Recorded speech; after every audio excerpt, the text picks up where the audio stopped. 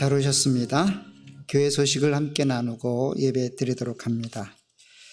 오늘도 대면 예배와 온라인 예배에 이렇게 한누리 장로교회에 참석해 주신 모든 분들 주님의 이름으로 환영합니다. 하나님 은혜가 임하는 거룩한 주일, 은혜로운 주일이 되시기를 간절히 부탁드립니다. 저희 교회는 올 한 해를 여호와를 경외하라 라는 주제로 감당하고 있습니다. 공예배 참석, 가족식당 모임, 112 기도 운동을 실천사항으로 진행합니다.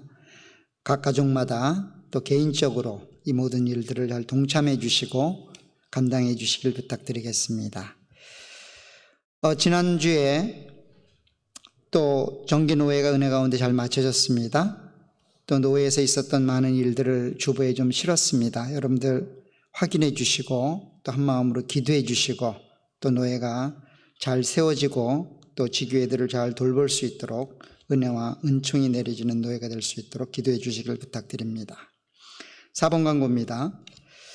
주일 예배를 이렇게 11시에 대면 예배와 온라인 예배로 이렇게 동시에 진행을 합니다.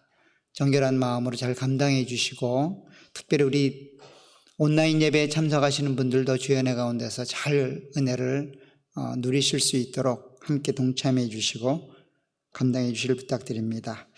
특별히 코로나 바이러스 감염자 숫자가 점점 늘어나고 있습니다.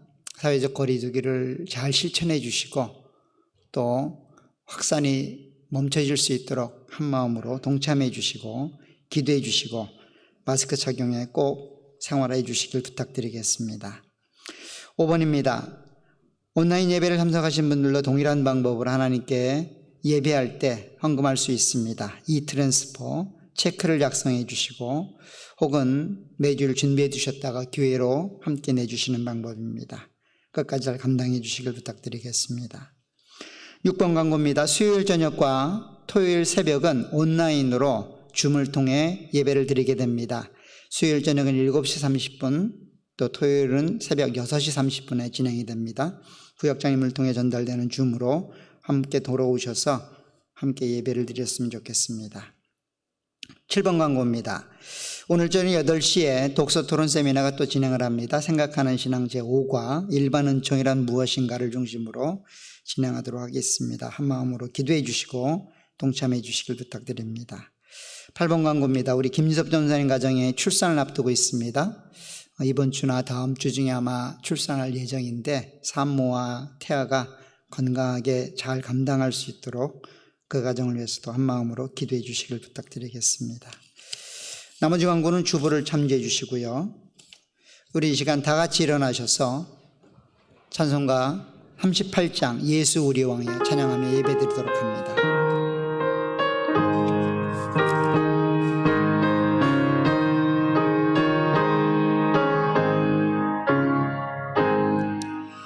예수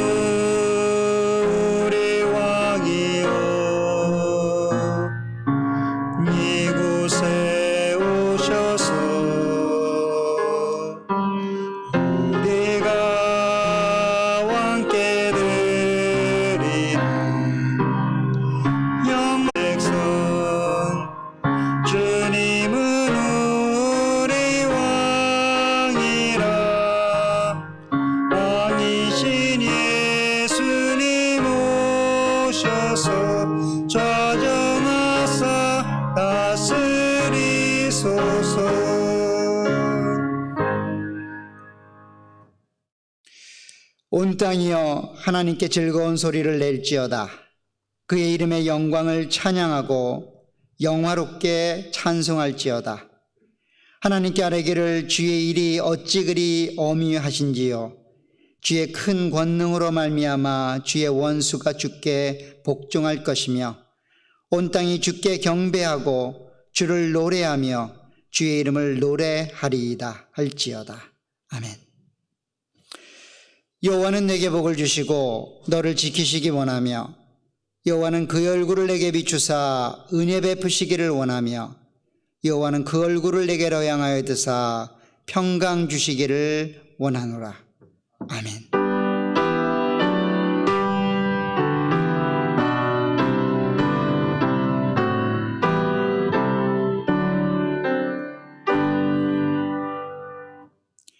세세무궁토록 찬양과 경배와 예배를 받으시기 합당하신 하나님 아버지, 이 시간 하나님의 이름을 높이 올려드리며 하나님을 예배하길 소원하오니 우리 가운데 함께 임재해 주옵소서. 하나님께 나올 수 없는 죄악된 삶의 연속이고 하나님을 기억하지 못했던 그런 삶의 과정이지만 그리스도의 은혜를 덧입고 다시금 주님을 예배하길 위하여 이 자리에 모였사오니 우리 가운데 크신 은혜로 역사해 주시기를 소원합니다. 성령 하나님, 우리 가운데 함께 하시어 시와 종이 동일하게 하시고 주님만을 높이 올려드리며 주님만을 기억하고 주님께만 예배할 수 있는 예배의 시간 되게 하옵소서. 예수님의 이름으로 기도하옵나이다. 아멘.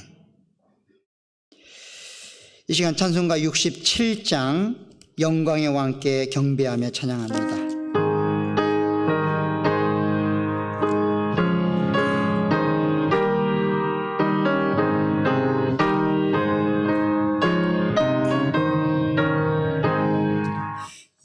영광의 왕께 다 경배하며 그 크신 사랑 늘 찬송하라.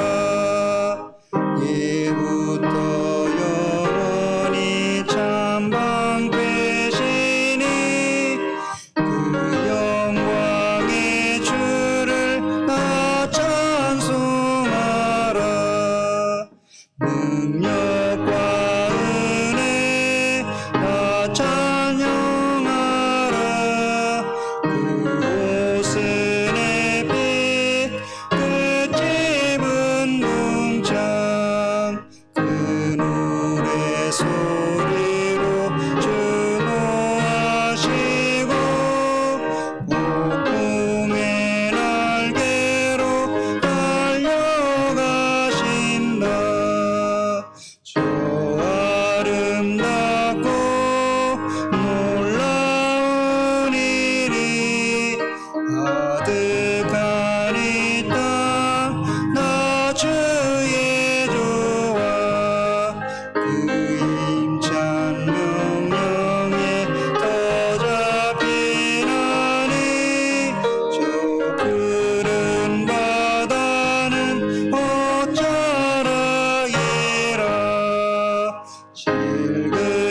질그릇같이 연약한 인생 주 의지하여 늘 강건하리. 온 백성 지으신 만왕이시니 무자비 영원히 변함없어라. 아멘. 아멘. 이 시간은 사도신경에 우리의 신앙을 담아 하나님께 고백하도록 하겠습니다.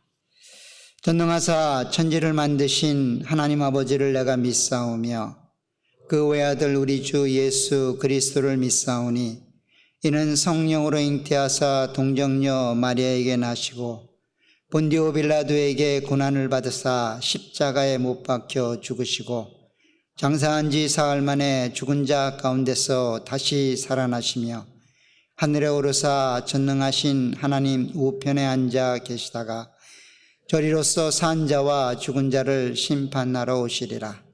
성령을 믿사오며 거룩한 공예와 성도가 서로 교통하는 것과 죄를 사하여 주시는 것과 몸이 다시 사는 것과 영원히 사는 것을 믿사옵나이다.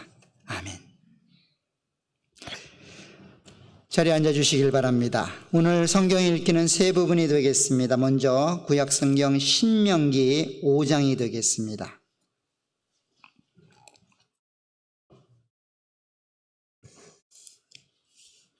구약성경 신명기서 5장 12절에서 15절입니다. 오늘 함께 나눌 출애굽기 10계명 가운데 제4계명이 신명기에도 동일하게 기록되고 있는데 그 내용이 조금 다르게 기록되어 있습니다. 12절로 15절을 제가 봉독해 드리겠습니다.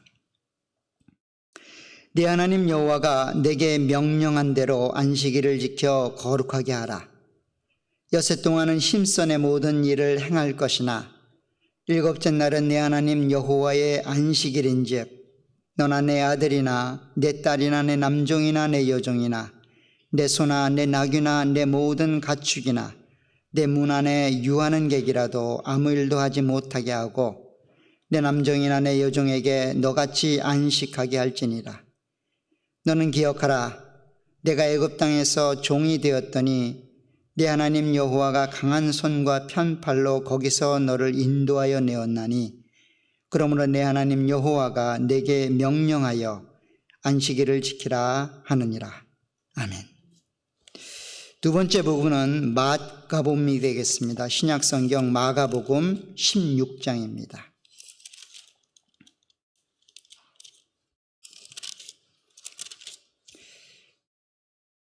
마가복음 16장 1절에서 8절입니다.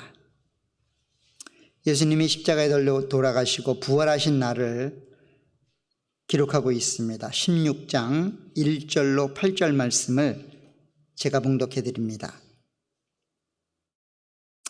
안식일이 지남에 막달라 마리아와 야고보의 어머니 마리아와 또 살로메가 가서 예수께 바르기 위하여 향품을 사다 두었다가 안식 후 첫날 매우 일찍이 해돋을 때에 그 무덤으로 가며 서로 말하되 누가 우리를 위하여 무덤 문에서 돌을 굴려주리오 하더니 눈을 들어본 즉 벌써 돌이 굴려져 있는데 그 돌이 심히 크더라.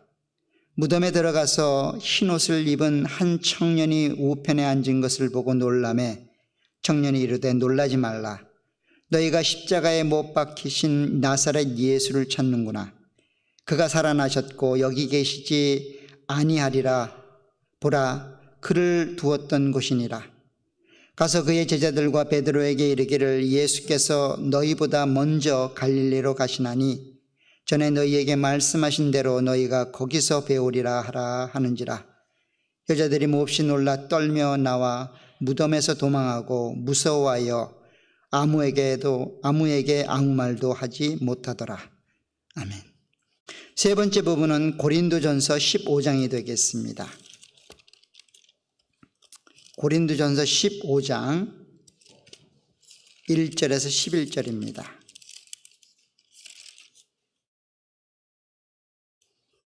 고린도전서 15장 1절로 11절입니다. 특별히 그리스도의 부활과 그에 관계된 복음에 관한 이야기를 설명하고 있습니다. 1절로 11절까지 제가 봉독해 드립니다. 형제들아, 내가 너희에게 전한 복음을 너희에게 알게 하노니 이는 너희가 받은 것이요 또 그 가운데 선 것이라. 너희가 만일 내가 전한 그 말을 굳게 지키고 헛되이 믿지 아니하였으면 그로 말미암아 구원을 받으리라.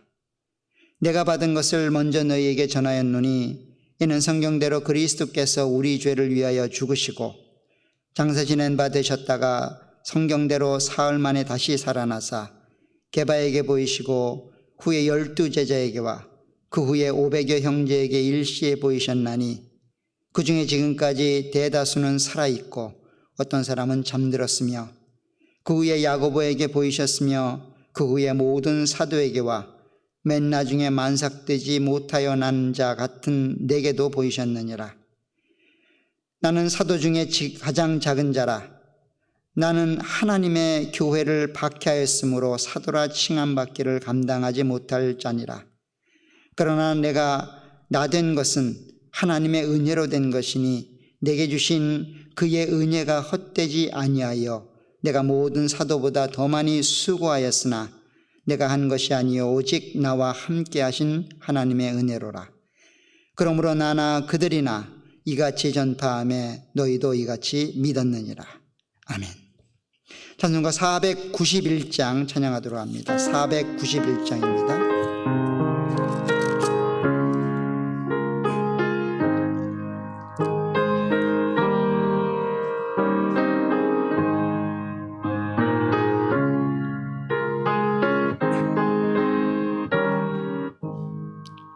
저 높은 곳을 향하여 날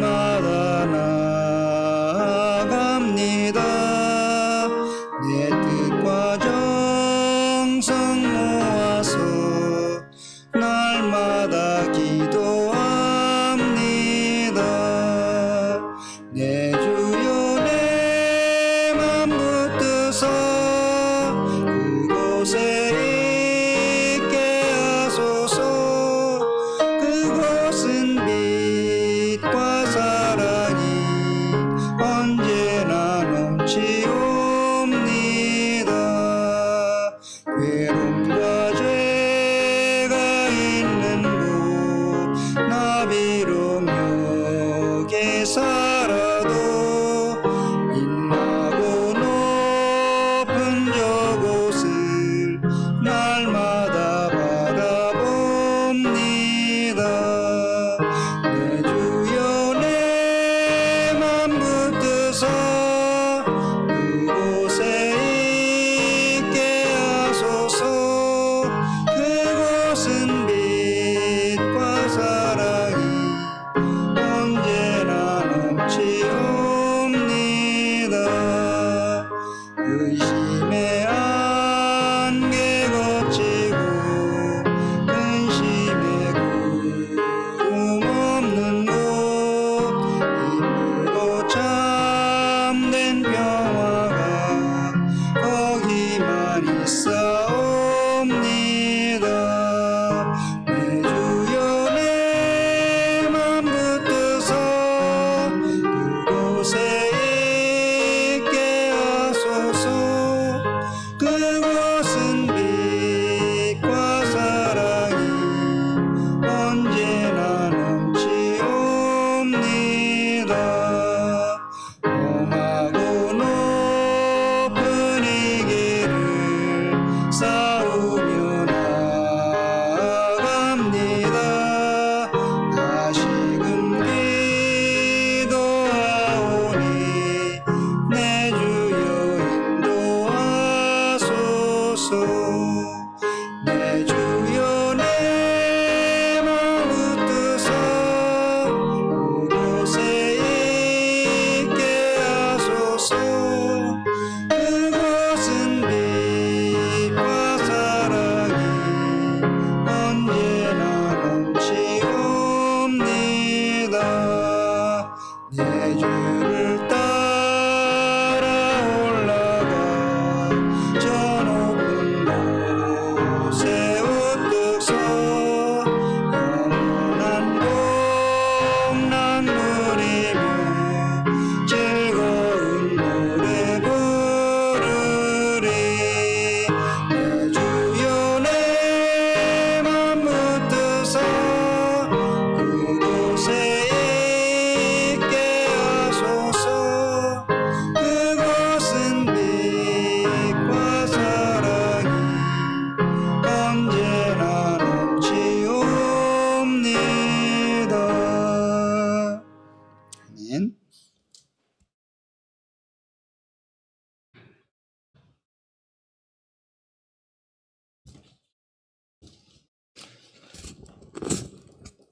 다 같이 기도하겠습니다. 이 세상을 창조하시고 주관하시는 전지전능하신 하나님을 찬양합니다. 언제나 사랑과 은혜로 우리들에게 새 힘을 주시는 하나님 아버지, 지난 한 주간도 각자의 삶을 지켜주시고 거룩한 주일을 맞이하여 대면 예배와 영상 예배를 통하여 하나님께 찬양하며 예배드릴 수 있게 인도하여 주심을 감사합니다. 죄로 말미암아 절망하고 좌절 속에 살 수밖에 없는 저희들을 예수 그리스도를 믿음으로 구원의 기쁨을 알아가게 하시고 하나님의 말씀을 통하여 우리들의 영의 양식 삼아 주시어 하나님을 더욱 알아가게 하심을 감사합니다. 세상 속에서 살던 지난 한 주간을 돌이켜봅니다. 코로나19로 세상적인 삶이 힘들다는 핑계로 하나님 백성다운 삶을 살지 못했음을 고백합니다. 또한 코로나19가 재확산될 것이라는 소식에 건강이 염려되고 경제가 염려되어 걱정과 불안한 마음으로 살고 있음을 고백합니다. 저희들의 연약한 믿음을 긍휼히 여겨 주시옵소서. 나의 평안을 너에게 주노라. 내가 너에게 주는 것은 세상이 주는 것과 같지 아니하니라. 너희는 마음에 근심하지도 말고 두려워하지도 말라 하신 하나님의 말씀대로 이제는 걱정이 물러가고 시련이 물러가고 코로나19가 깨끗이 물러가게 하시어 우리들의 삶 속에 하나님의 사랑과 은혜가 채워지고 예배가 회복되고 경제가 회복되고 우리들의 필요한 것들이 채워지게 하옵소서. 하나님, 우리들의 조국 대한민국이나 이곳 캐나다에서도 코로나19로 싸우고 있는 많은 우리진들이 있습니다. 그들을 기억하여 주시사 건강을 지켜주시었고 지혜를 주시어 그들의 수고와 노력을 통하여 백신이 만들어지고 완전한 치료제가 개발되어 이 악한 바이러스가 속히 종식되도록 은총을 베풀어 주시옵소서. 하나님, 주님의 뜻으로 세워주신 하늘의 교회를 위하여 기도합니다. 사랑과 은혜가 충만한 교회, 죄 많은 세상에서 나약하여 의지할 것 없는 심령들이 예수님의 보혈의 능력으로 죄에서 구원받아 주님과 함께할 수 있는 영혼의 안식처가 되는 공동체로 삼아 주시옵소서. 하나님, 오늘도 세계 각지에서 복음을 전하고 있는 선교사님들을 위하여 기도합니다. 교회를 핍박하고 사역을 방해하는 악의 영들은 일절 틈타지 못하게 하시옵고 오직 진리의 복음이 전파되어 선교 현장마다 하나님의 영광이 드러나며 많은 영혼을 구원하게 하시옵고 수고하시는 선교사님들과 그들의 모든 가족들 코로나19로 어려움 없도록 지켜 보호하여 주시옵소서. 하나님, 오늘도 육신의 연약함으로 경제적인 어려움으로 혹은 자녀의 문제로 부모님의 건강을 위해서 기도하시는 성도님들이 있습니다. 약하고 소외된 자, 병든 자들을 만나고 고치셨던 예수님의 사랑과 능력을 간구하오니 하나님의 백성들이 느끼고 체험할 수 있도록 크신 은혜를 베풀어 주시옵소서. 하나님, 더욱 기도하옵기는 수술을 받고 회복 중인 강경희 권사님, 양정석 집사님, 또한 시술을 받으신 김상욱 권사님, 또 발을 다쳐 고생하는 최영주 권사님, 치유의 하나님께서 수술받은 곳에 또한 다친 곳에 치료의 광선을 바라시어 속히 회복시켜 주시옵고 이전보다 더 건강한 몸으로 성도들과 만나 교제할 수 있기를 간구합니다. 하나님, 이제 담임 목사님 통하여 또 주시는 말씀을 듣습니다. 항상 건강을 지켜주시옵고 신령한 하늘의 지혜를 주시어서 어렵고 힘든 이 시기에 모든 성도들에게 위로가 되고 격려가 되며 하나님을 바로 알아가는 말씀이 전달되도록 성령님께서 함께하여 주시옵소서. 하나님, 이 자리에 나와 말씀을 듣는 성도님들, 또한 가정에서 예배를 드리고 있을 모든 성도님들에게 동일한 은혜의 말씀이 되게 하시옵고 하늘의 공동체의 한 지체임을 기쁘게 생각하고 하나님을 더욱 경외하고 주님의 뜻에 합당한 삶을 살기를 소망하며 이 모든 말씀을 예수 그리스도의 이름으로 기도드리옵나이다. 아멘.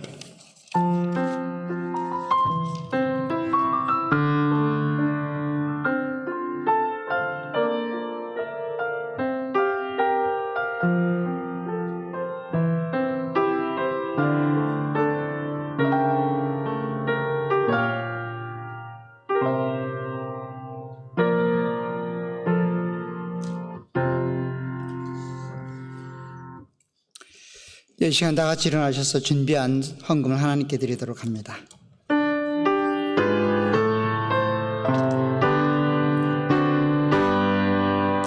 나의 생명 드리니 주여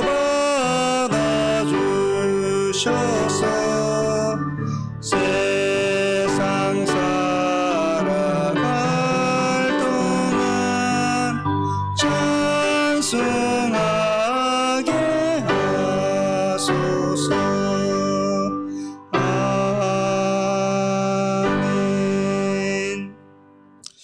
우리가 받은 은혜와 사랑 감사에 대하여 드린 우리의 마음을 하나님이 이렇게 말씀하십니다.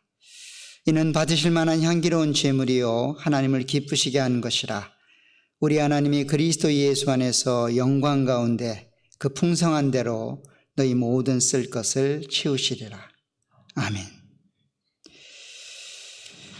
오늘 함께 보실 하나님 말씀은 출애굽기 20장이 되겠습니다.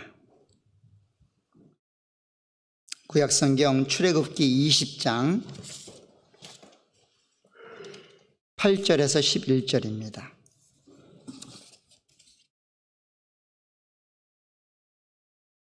출애굽기 20장 8절로 11절까지 말씀을 한 절씩 교독하시겠습니다. 8절입니다. 안식일을 기억하여 거룩하게 지키라.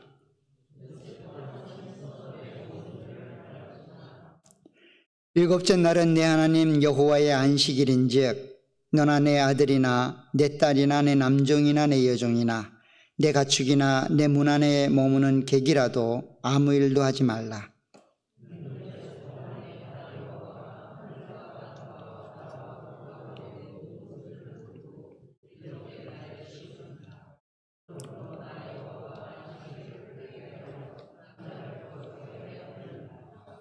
아멘.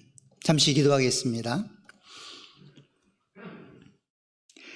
하나님 아버지, 세상 가운데 지친 우리 영혼이 하나님의 은혜와 은총을 사모하여 이 자리에 왔습니다. 그 살아 역사하시는 생명의 말씀이 우리에게 은혜와 은총의 내용이 되게 도와주옵소서.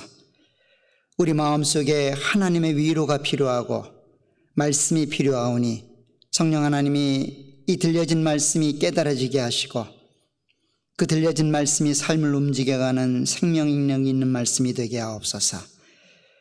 하늘을 향하여 눈을 들게 도와주시고 마음 문을 열어 주의 음성을 듣고 볼 수 있도록 은혜를 허락해 주시길 소원합니다.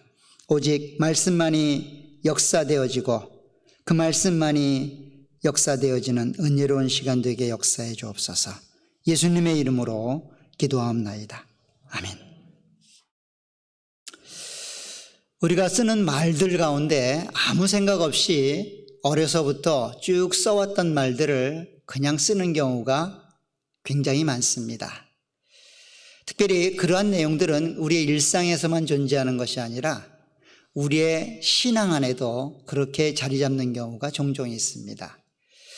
우리가 성경을 이야기할 때 한국 사람만 유독 독특하게 부르는 단어가 있습니다. 우리는 신구약 성경이라고 이야기를 합니다. 거꾸로 쓰거나 이상하게 쓰면 굉장히 어색하게 들립니다. 구신약 성경, 굉장히 이상하죠? 그래서 심지어는 구약 신약이라는 내용을 그렇게 썼을 때 이거 틀렸다라고까지 생각할 정도로 우리는 신구약이란 말에 익숙해 있습니다. 그러나 외국에 나와서 공부를 해보니까 어느 누구도 성경 전서를 신구약이라고 부르는 사람은 없습니다. 유독 한국 사람만 신구약입니다. 외국 사람들은 어떻게 부를까요? 다 올드 앤 뉴입니다. 구약, 신약 이렇게 부르고 있습니다. 물론 독특하게 무엇인가를 강조하기 위해 그렇게 신약을 먼저 쓰는 경우도 종종 있지만 일반적으로는 구약, 신약을 성경 전서를 부르는 그런 고유명사처럼 사용을 합니다. 그런데 왜 우리는 구신약하면 틀린 말이고 신구약하면 왠지 익숙하게 맞는 말처럼 들릴까요?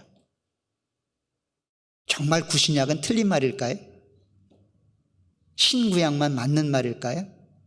아무도 고민해보지 않았을 겁니다. 어쩌면 늘 그렇게 불러왔고 목사님도 그렇게 얘기를 했고 내가 알고 있는 믿음의 선배들이 다 그렇게 해왔기 때문에 아무 생각 없이 나도 그렇게 부르고 있는지 모르겠습니다. 어쩌면 우리의 신앙 가운데 그러한 내용들은 굉장히 많습니다. 아무런 점검 없이 그냥 이제껏 해왔던 삶이기에 혹은 이제껏 말해왔던 내용이기 때문에 그것에 대해서 토를 달거나 왜 그럴까라고 의심하는 것은 불경건한 모습처럼 보여지기 때문에 우리는 그런 불경건한 생각을 닫고 그냥 아무 생각 없이 그렇게 따라가는 경향이 없지 않아 있는 것 같습니다. 오늘 우리가 다루게 될 이 주일에 관한 이야기도 마찬가지입니다. 성경은 분명히 안식일을 지키라고 말하는데 왜 우리는 주일을 지킬까? 안식일을 지키는 게 옳은 것인가? 주일을 지키는 것이 옳은가? 심지어 안식일을 지키는 안식교 교인을 만나서 논쟁을 하다가 너 성경대로 하나님을 믿지 않고 있다라고 말하면 섬뜩하여 아무 말도 못하는 우리이면서도 여전히 우리는 안식일을 지키는 게 옳지 않다라고 생각하고 있습니다. 왜냐고 물으면 대답을 잘 못합니다. 그냥 주일을 지켜왔기 때문이지요. 오늘 그런 안식일에 관한 이야기를 함께 나누고자 합니다. 어쩌면 우리의 생각이 아무 생각 없이 믿어졌던 그런 내용들, 아무런 문제도 되지 않았던 그런 내용들을 좀 더 면밀하게 우리가 믿고 있고 우리가 섬기고 있고 우리가 지키고 있는 이 주일이 정말 안식일과 다른 날인가? 우리가 믿고 있고 따라가고 있는 주일이 정말 성경에서 원하는 내용인가? 아니면 잘못된 것인가? 라고 하는 부분들을 면밀히 한번 살펴보도록 하겠습니다. 특별히 하나님이 허락하신 이 말씀을 통해 하나님을 섬기고 예배하고 따라가는 우리들에게 이와 같은 내용들은 가장 중요한 내용이 아닐까 싶어 함께 나누도록 하겠습니다. 오늘 본문을 읽었던 것처럼 이제 4계명에 우리가 도착해 있습니다. 10계명은 단순한 여러 가지 계명들 가운데 한 계명이 아니라 하나님이 모세를 통하여 이스라엘 백성들에게 명령하시고 요구하셨던 그 모든 율법, 하나님의 요구, 계명, 율례와 법도를 요약하고 종합하는 성격으로 10계명이 우리 앞에 있다라고 말씀을 드렸습니다. 특별히 그 율법의 내용을 종합하고 요약하는 성격의 10계명은 하나님을 섬기는 방식에 있어서 하나님을 믿고 따라가는 성도들에게 어떤 방식으로 어떤 내용으로 그 하나님을 섬겨야 되는지를 말해주고 있다라고 말씀을 드렸고, 그런 가운데 특별히 예배라고 하는 하나님을 섬기는 데 있어서 가장 중요한 그 내용인 예배라고 하는 내용과 긴밀하게 연결이 되어 있다라고 말씀을 드렸습니다. 1계명에서는 우리가 누구를 따라야 되는지, 누구를 예배하고 누구를 섬겨야 되는지를 이야기합니다. 그리고 2계명에서는 그 하나님을 섬기고 따라가고 예배하는 방식이 어떠해야 되는지를 우리 가운데 제시하고 있습니다. 그리고 3계명에서는 그렇게 하나님만을 예배하고 섬기고 따라갈 때 그 예배의 주체가 되고 있는 그 하나님의 백성들이 어떻게 그 예배를 감당해야 되고 삶을 어떻게 살아야 되는지를 설명하고 있습니다. 그러나 1계명, 2계명, 3계명이 그 내용을 일반적으로 쓰고 있기 때문에 예배라고 하는 내용과 연관시키기는 그리 쉽지 않습니다. 그러나 오늘 4계명에 와보게 되면 그것이 예배와 직접적으로 연결되고 있다고 하는 것들을 알게 됩니다. 왜냐하면 이 안식일을 지키라는 이 규례가 예배를 드려야 되는 그 이스라엘 백성들, 성도들에게 직접적으로 요구되고 있는 내용이기 때문입니다. 오늘 안식일을 기억하여 거룩히 지키라라고 요구했던 그 명령의 내용은 바로 하나님을 예배하는 날로 그날을 삼으라는 겁니다. 오늘 9절부터 보게 되면 이런 말로 설명을 합니다. 엿새 동안은 힘써 내 모든 일을 행할 것이나 일곱째 날은 내 하나님 여호와의 안식일인즉 너나 내 아들이나 내 딸이나 내 남종이나 내 여종이나 내 가축이나 내 문 안에 머무는 객이라도 아무 일도 하지 말라. 이는 엿새 동안에 나 여호와가 하늘과 땅과 바다와 그 가운데 모든 것을 만들고 일곱째 날에 쉬었음이라. 그러므로 나 여호와가 안식일을 복되게 하여 그날을 거룩하게 하였느니라. 안식일을 거룩하게 지키라라고 요구하는 그 모세와 하나님은 왜 그날이 거룩하게 기억되어야 되고 왜 그날이 거룩하게 구별되어 지켜져야 되는지를 설명하고 있습니다. 이런 점에서 이 4계명은 굉장히 독특합니다. 다른 9개의 계명들과는 좀 달리 그 이유가 가장 길게 설명되고 있기 때문입니다. 가장 길게 설명되고 있는 것뿐만 아니라 이 내용을 잘 살펴보면 안식일을 지켜야 되는 이유가 기록되고 있기 때문입니다. 그런데 제가 읽었던 9절로 11절 말씀을 여러분들이 읽거나 들어보면 안식일을 지키는 내용이 마치 세상 일을 쉬는 것처럼 요구되는 것을 보게 됩니다. 그 어디에도 하나님을 예배하라는 말은 없어요. 중요한 것은 일을 멈추라는 겁니다. 쉬운 말로 뭐라는 거예요? 쉬라는 겁니다. 일 멈추고 쉬라는 겁니다. 이게 안식일을 지키는 방식입니다. 그래서 혹자는 생각하기를 안식일은 우리의 육체의 피곤함을 덜어주기 위하여 쉬게 하나님이 요구하시는 내용이구나라고 생각하실 수 있습니다. 그러나 여기서 말하는 이 쉼은 단순한 쉼이 아니라 목적이 있는 쉼입니다. 마치 출애굽기가 이스라엘 백성들에게 자유를 주지만 그 자유가 그냥 단순한 자유가 아니라 목적이 있는 자유였습니다. 그 목적은 뭐였습니까? 하나님을 섬기는 데 있어 자유입니다. 하나님을 섬기고 예배하는 데 있어서의 자유를 하나님이 이스라엘 백성들에게 허락한 것입니다. 스스로 그 하나님을 섬기고 예배하는 일을 멈추고 내 것인 양 자유를 오용한다면 그 자유는 더 이상 자유가 아니죠. 오늘 마찬가지입니다. 6일 동안에 힘써 행할 일들을 다 하고 7일째 안식하라, 쉬라 라는 말은 그냥 육체의 피곤함을 쉬기 위하여 일을 멈추라, 쉬라 라는 요구가 아니라 하나님의 날이니 너희 날과 구별하라는 겁니다. 하나님의 날로 그 한 날을 하나님께 드리라는 겁니다. 그런 의미에서 쉼을 이야기하고 있습니다. 이런 이야기는 10절에 보면 이렇게 표현되어 있습니다. 일곱째 날은 내 하나님 여호와의 안식일인즉, 무슨 말입니까? 일곱째 날은, 안식일로 부르고 있는 그 날은 누구의 날이라는 겁니까? 하나님에 속한 하나님의 날이라는 겁니다. 나머지 6날은 내가 너희에게 준 날이지만 이 마지막 날 일곱째 날은 내 거야. 그러니 내 것처럼 사용해야 돼 라고 요구하는 겁니다. 내 날이니 내 6일과 구별된 날로 이 한 날을 지키라는 겁니다. 하나님께 속한 날이니 하나님께 속한 날과 같이 이 날을 살아가라는 겁니다. 그 삶은 어떤 모습으로 나타날까요? 예배겠죠.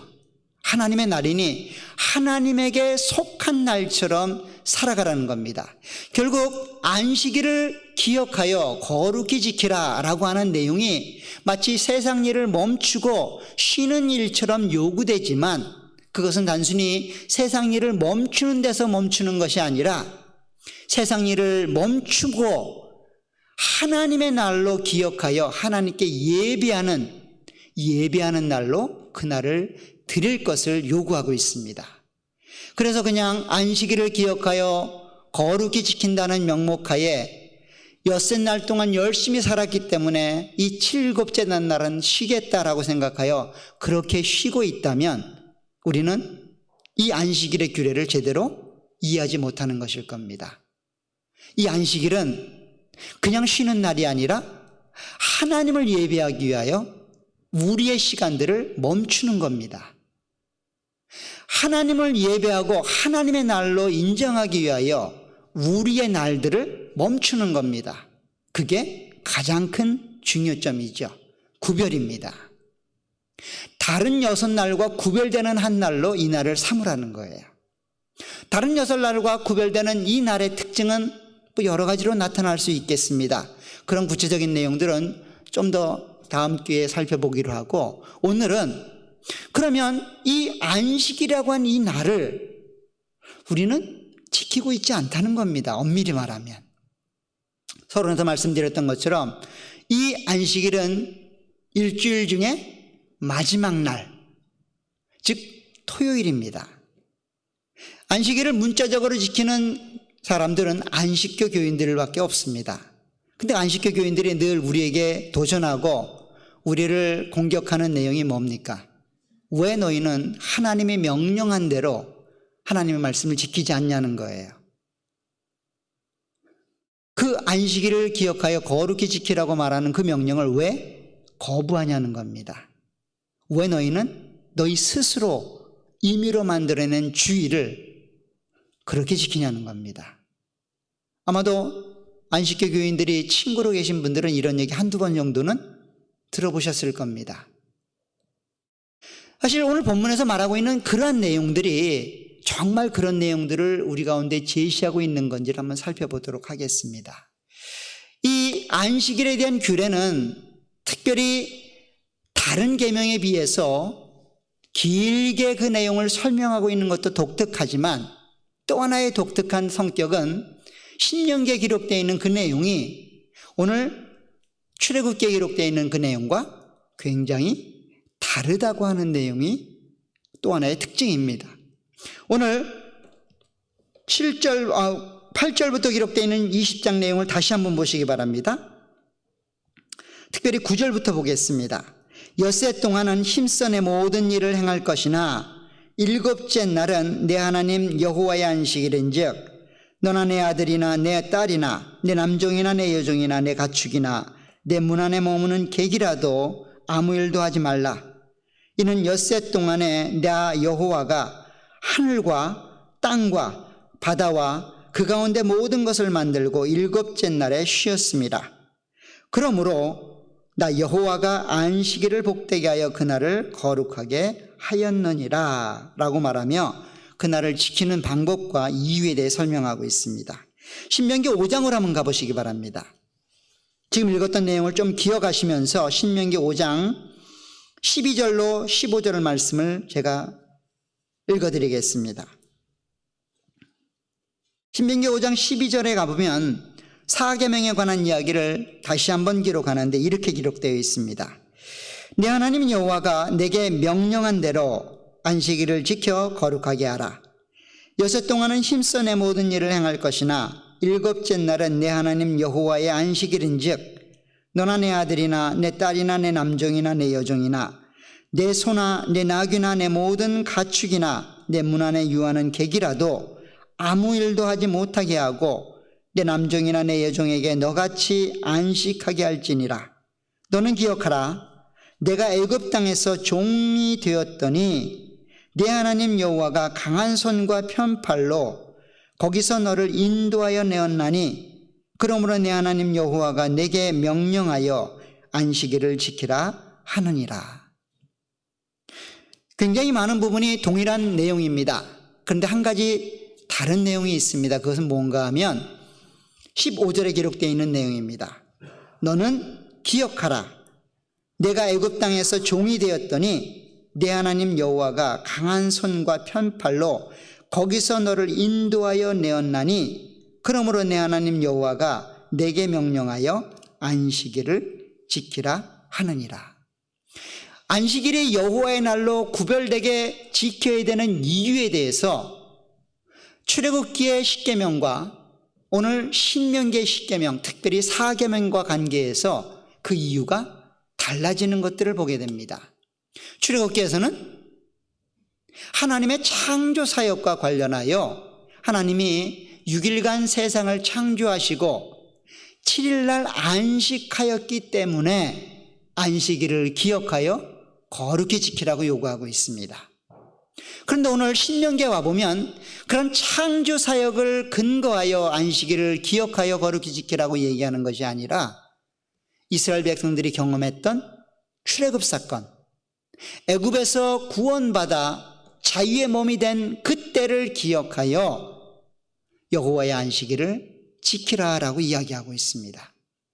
사실 출애굽기에서 말했던 안식에 대한 내용, 그 하나님의 안식에 대한 내용은 천지창조와 깊은 연관이 있습니다. 특별히 천지창조에서 우리가 잘 아는 것처럼 하나님은 첫째 날부터 여섯째 날까지 세상을 만드셨고 일곱째 날에는 안식하셨습니다. 그 마지막 안식하신 그 하나님의 모습은 그가 만든 창조 사역이 완전했다는 겁니다. 더 이상 손을 대어 그 사역들을 보충하거나 미흡한 부분들을 메꾸거나 그 부분들을 더 만들어갈 이유가 전혀 없다는 겁니다. 그만큼 완벽했다는 겁니다. 완전했다는 거예요. 그 창조 사역의 완전함이 오늘 그분이 안식에 들어가 그 창조된 세계를 바라보는 그와 같은 모습으로 실현되고 있습니다. 그러니 그 하나님이 이루신 창조 사역을 기억하여 너희도 그 6일을 열심히 살고 7일에는 하나님의 그 완전함을 세상 가운데 드러내 보이라는 겁니다. 세상 가운데 너희가 믿고 있는 하나님의 사역이 완전했다라고 하는 표로 세상 가운데 드러내 보여야 되는 사명이 우리 가운데 주어지는 겁니다. 그게 뭘까요? 7일날 쉬는 겁니다. 7일날 일상을 멈추고 하나님께 예배하는 겁니다. 일상을 멈춘 가운데서 이 마지막 날이 하나님의 날로 인정하는 것, 단순히 당신이 위대한 하나님입니다 라는 고백 이상의 의미이죠. 그분이 이루신 일이 완전합니다. 그분은 창조주입니다. 그분이 이루신 일은 완벽합니다 라고 하는 것들을 삶을 통해 세상 가운데 표로 드러내 보이는 모습이 안식일을 지키는 겁니다. 쉽게 말해 우리의 삶을 멈추는 겁니다. 하나님이 주인인 것을 세상 가운데 드러내 보이는 거죠. 이미 이스라엘 백성들이 이런 것들을 만나를 통해 경험했지요. 만나는 독특하게 그 유통기간이 하루입니다. 하루 이상 지나면 어떻게 돼요? 영락없이 썩습니다. 아무리 좋은 냉장고, 아무리 좋은 보관 상자나 창고를 갖고 있어도 그 만나는 하루가 지나면 썩게 되어 있습니다. 그런데 유독 유통기한이 하루가 더 늘어나는 날이 있죠. 그날이 안식일입니다. 하나님은 이야기합니다. 안식일 날 일하지 말아라. 내가 책임져 준다. 내가 하는 일은 그만큼 완전하고 완벽하다라고 하는 것들을 체험적으로 알려주는 게 만나 사건이죠.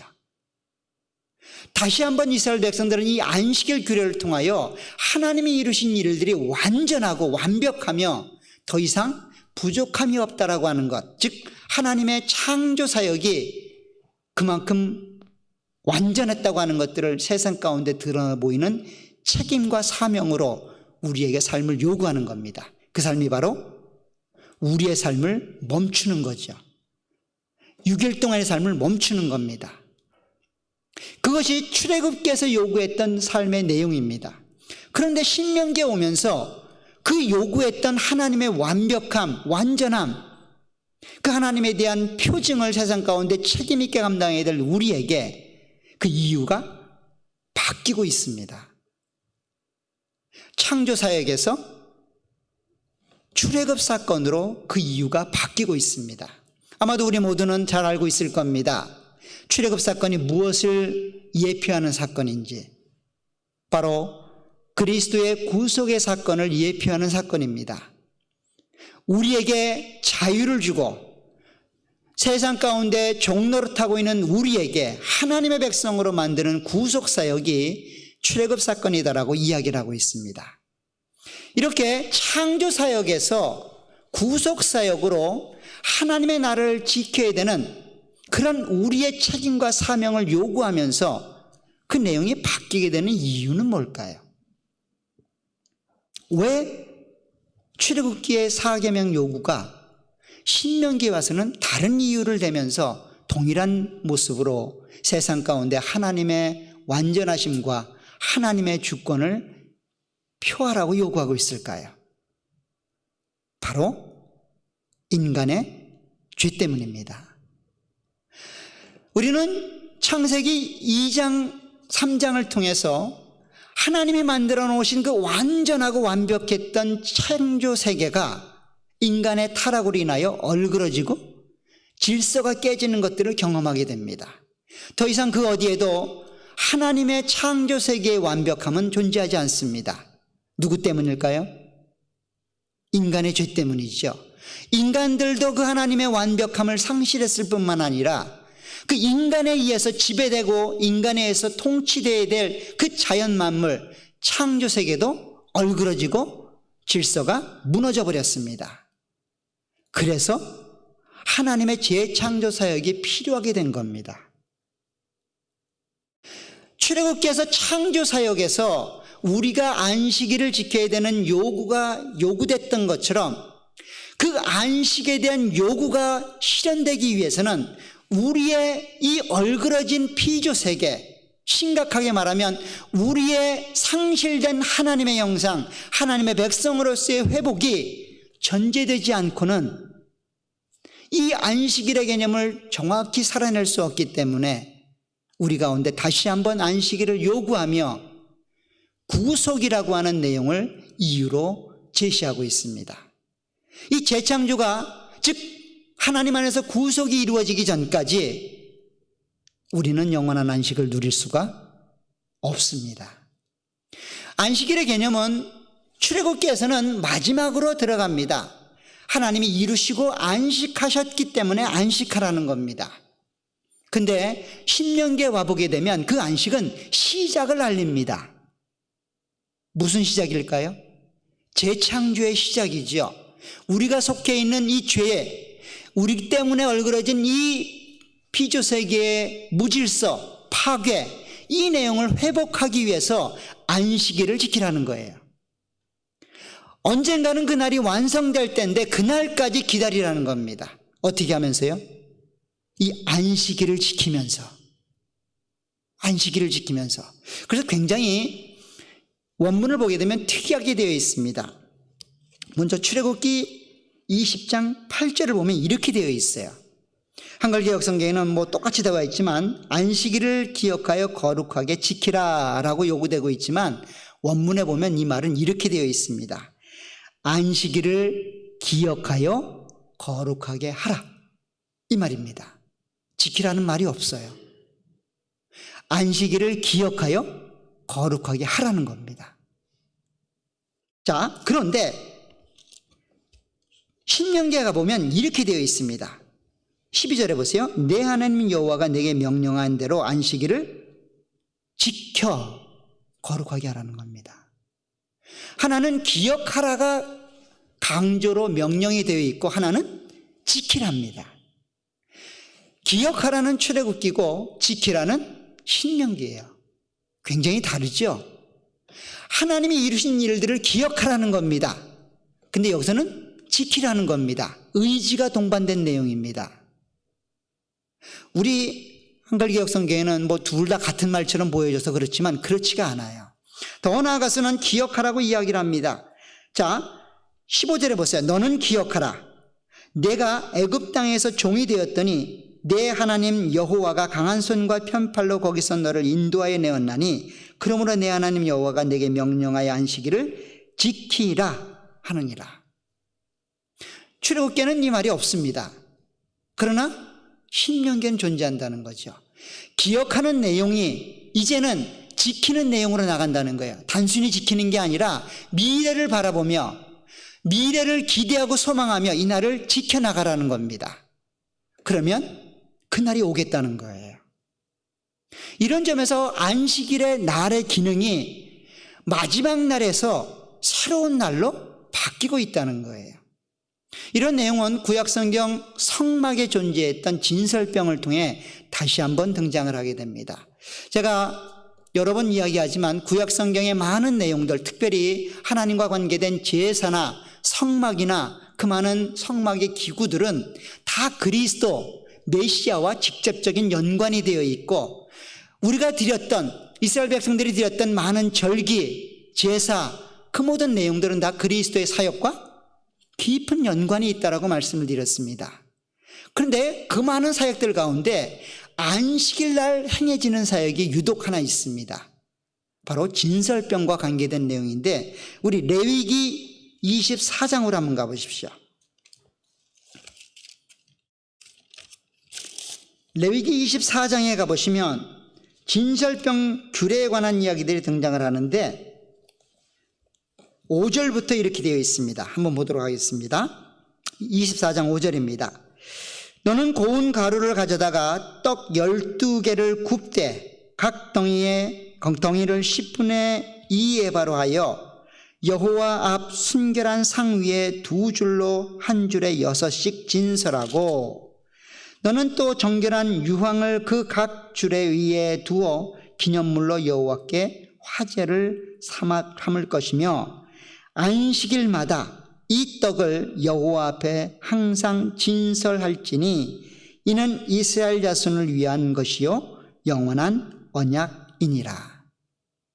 진설병이라고 하는 것은 떡을 만들어서 금으로 만든 그 탁자 위에 이렇게 좀 쌓아놓는 겁니다. 2줄로 6개씩 12개 12지파를 상징하는 12개의 떡을 만들어서 그렇게 하나님이 계신 그 지성소 앞에 그렇게 배열을 하는 겁니다.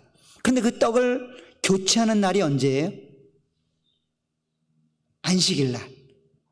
안식일 날 새롭게 떡을 만들어서 그 12개의 떡을 갖다 쌓아놓는 겁니다.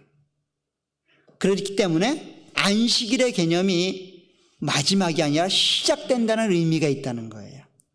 그리고 우리가 아는 것처럼 이 떡은 누구를 상징할까요? 그리스도와 연관이 되어 있고, 특별히 요한복음 6장에 가보면 그리스도가 자기 자신을 하늘로부터 내려온 생명의 떡이라고 이야기를 합니다. 결국 진설병을 통하여 안식일 날 행하는 이 사역, 즉 구속사역의 완성을 위하여 오실 분이 한 분 계신데 그분이 메시아라는 겁니다. 그분이 오셔서 그 떡을 상징했던 그분이 오셔서 생명으로 우리 가운데 구속을 허락해 주실 거라는 겁니다. 그래서 그 구속이 완성되는 그 순간까지 우리는 안식일을 지키라는 겁니다. 특이하게도 메시아로 오셨던 예수님이 이 구속사역을 이루기 위하여 십자가를 지시고 3일 만에 부활하시는 그 사건은 안식일을 중심으로 일어나고 있습니다. 안식일 전날 그분은 달려 돌아가십니다. 그리고 안식 후 첫날 그분은 부활하시죠. 복음은 어떤 내용일까요? 둘 다가 복음입니다. 우리는 십자가만 이야기할 수도 있지만 그렇지 않습니다. 우리 고린도전서 한번 가보시기 바랍니다. 고린도전서 15장에 가면 사도 바울은 우리가 믿어야 되는 복음이 무엇인지를 이렇게 설명합니다. 고린도전서 15장 1절로 4절을 한번 보겠습니다. 형제들아, 내가 너희에게 전한 복음을, 자, 복음이라고 이야기를 합니다. 너희에게 알게 하노니 이는 너희가 받은 것이요 또 그 가운데 선 것이라. 너희가 만일 내가 전한 그 말을 굳게 지키고 헛되이 받지 아니하였으면 그로 말미암아 구원을 받으리라. 즉 구원받기 위해서는 이 복음이 필요한데 그 복음이 뭐냐면 내가 받은 것을 먼저 너희에게 전하였노니 이는 그 복음은 성경대로 그리스도께서 우리 죄를 위하여 죽으시고 장사 지낸 바 되셨다가 성경대로 사흘 만에 다시 살아나사. 복음의 내용은 그리스도의 십자가와 그분의 부활하심입니다. 그리스도의 십자가만 이야기할 수도 없고 그리스도의 부활만 이야기해서도 안 됩니다. 부활과 십자가가 함께 이루어질 때 그 복음의 완성이 일어나고 그 복음을 통하여 구원, 우리의 구원 사역이 완성된다는 겁니다.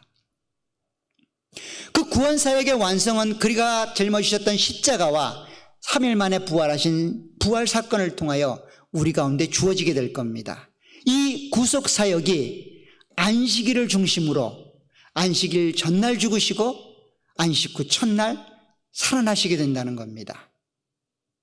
결국 이와 같은 내용은 오늘 그리스도라는 한 인물을 바라보며 안식일을 지켜야 되는 그런 내용으로 우리 가운데 일어나고 있습니다. 그래서 오늘 신명기의 4계명이 출애굽기 4계명에서 달라지는 이유가 존재하는 겁니다. 그것은 바로 우리가 재창조되어야 되는, 죄가 해결되고 하나님 앞에서 다시 한번 하나님의 구속사역의 완전함을 기대하고 소망하며 그렇게 그날을 지켜나가야 되는 책임이 이스라엘 백성들에게 존재했다는 겁니다. 이스라엘 백성들이 안식일을 지켜야 되는 이유는 단순히 하루를 쉬는 문제가 아니었습니다. 그들의 마음속에 하나님이 이루실 구속을 기대하고 소망하는 마음으로 그날을 지켜나가는 겁니다. 마치 천지창조의 완전함이 그들에게 기억되는 것처럼 그 천지창조의 완전함으로 다시 한번 회복될 것을 기대하고 소망하며 그날을 의지를 들여 지켜나가는 겁니다. 그게 안식일을 지키는 개념입니다. 오늘을 사는 우리에게도 어떻게 적용이 될까요? 우리가 하나님의 완전한 창조 사역을 기억하는 것, 그것은 바로 하나님이 태초에 천지를 만드신 그 사역을 기억한다기보다는 그리스도를 통하여 이루신 구속 사역을 통하여 우리가 완전하게 새롭게 만들어졌음을 기억하는 겁니다. 그리스도의 초림을 통하여 완성하신 그 날을 기억하는 겁니다. 그래서 그분이 구속을 이루신 주일날 모여 하나님을 예배하는 겁니다. 그날은 내 날이 아니라고 하는 것들, 더 나아가서 하나님이 이루신 구속의 그 사건이 완벽하고 완전했다고 하는 것들을 세상 가운데 드러내 보이는 하나의 표식이 되고 하나의 사명이 되어야 된다는 겁니다. 그래서 주의를 지키는 겁니다. 더 나아가서 우리는 그날을 의지를 향해 지켜나가야 됩니다. 왜 그럴까요? 아직도 그분이 오지 않았기 때문입니다. 우리는 그분이 오실 때까지 이 안식일을 주일로 지켜야만 할 것입니다. 하나님이 이루신 그 구속사역이 완전하다고 하는 것들을 세상 가운데 드러내 보이며 미래에 오실 그분의 재림을 통하여 그 날이 완성될 것을 기대하고 소망하며 그 날을 지켜나가야 될 것입니다. 이런 점에서 주일을 지키는 우리가 진정한 안식일을 지키는 사람들이죠. 한 날을 그냥 날로 지키는 안식교 교인들이 안식일을 지키는 것이 아니라 하나님이 이루신 그 구속사역의 내용을 기억하고 그 하나님이 다시 오셔서 그 사역을 완성하시고 우리를 영원한 하나님의 나라로 인도해 가실 것을 기대하고 소망하며 의지를 들여 우리의 삶을 하나님의 날로 구분하여 살아가는 우리가 진정한 안식일을 지키는 하나님의 백성이 될 것입니다. 우리는 직업병이라는 것을 갖고 있습니다. 아마도 여러분들 가운데도 직업병을 한 가지 정도는 갖고 계시리라 생각되어집니다. 직업병이 있는 이유는 내가 그 일에 그만큼 마음을 쏟아서 일을 했다는 이유이죠. 저에게도 종종 이런 질문을 하는 경우가 있습니다. 물론 캐나다에서는 별로 없지만 한국에 보면 늘 전혀 모르는 사람을 만날 때 듣는 말들은 혹시 종교계에서 일하세요? 이런 말들. 여러분들도 잘 보실 겁니다. 왠지 모르게 저 사람 교회 다니는 사람 같다. 제 눈에는 목사가 보입니다.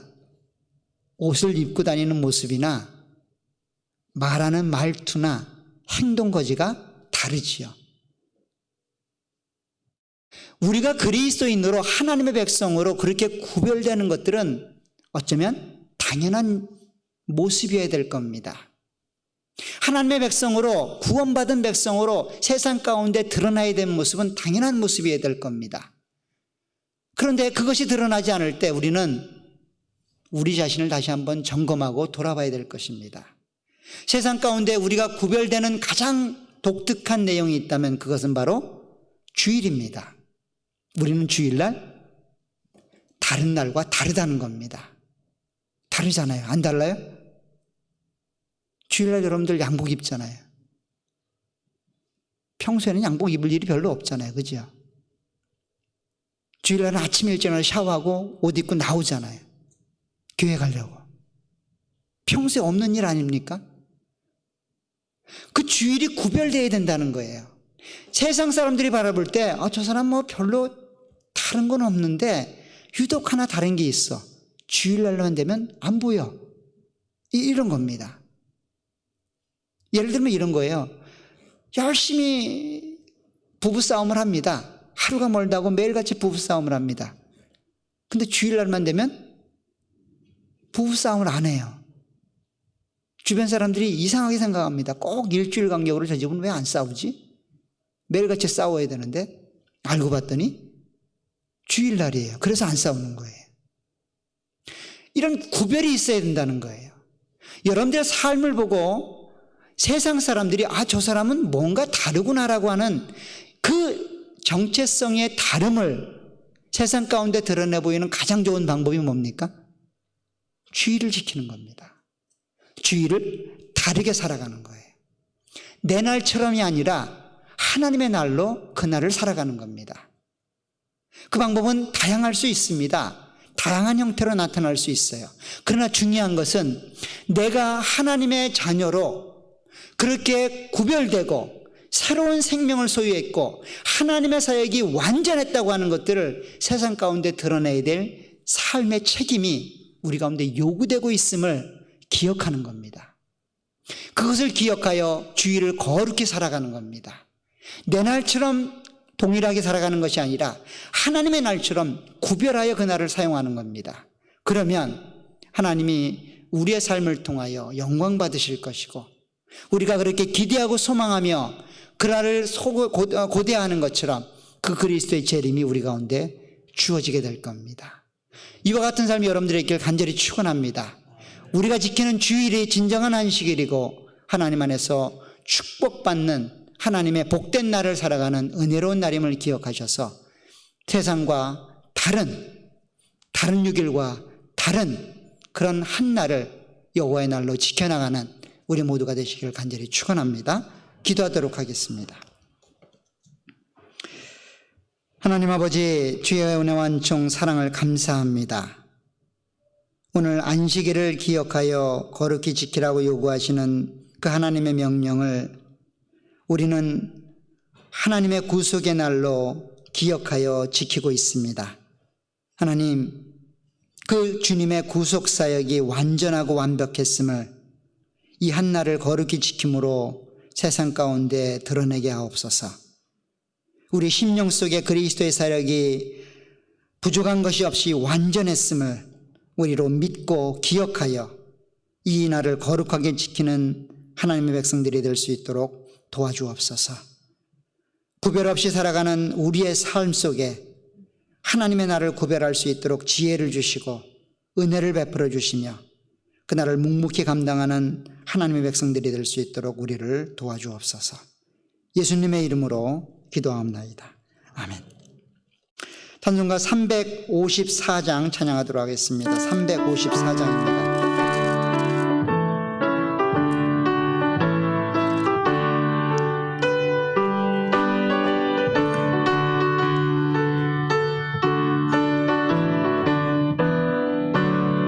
주를 악무하는 자 올라가 독수리같이 모든 싸움 이기고 근심 걱정 벗은 후 올라가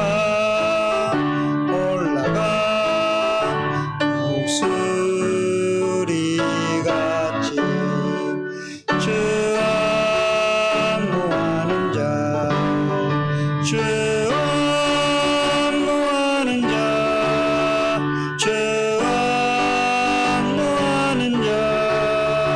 내가